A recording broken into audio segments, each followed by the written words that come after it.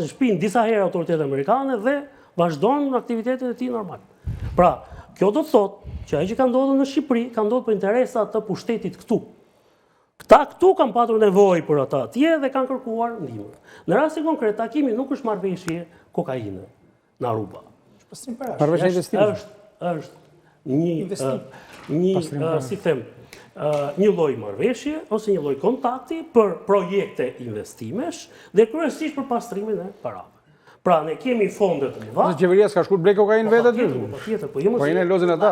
Pra, kjo është ajo gjëja që Ka qenë 2019 takimi. 2019, në dhjetor 2019. takimi është pak më vonë se është 2020, po gjithsesi është në kohën kur funksiononte akoma Sky.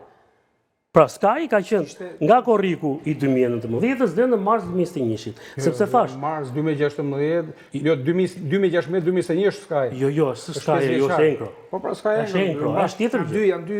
Është tjetër gjë Enkro. Tani, me qenë se unë jam si përdorus i Sky dhe kam denoncuar dhe di se çfarë Sky. Pra, biseda nuk ka përgjim direkt, po të ishte direkt do ishte bë hataja. Gazetari italian thotë unë do doja të kisha i foto atje.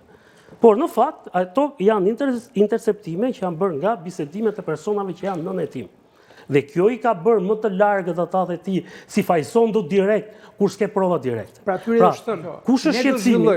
Kush është shqetësimi? Ne do zhvillojmë Shqipërinë. Do bëjmë kulla, Jo, ata nuk kanë thënë do zhvillojmë Shqipërinë, ata kanë thënë ne kemi këtë lloj buxheti, kemi këtë lloj infrastrukture, mbështetje,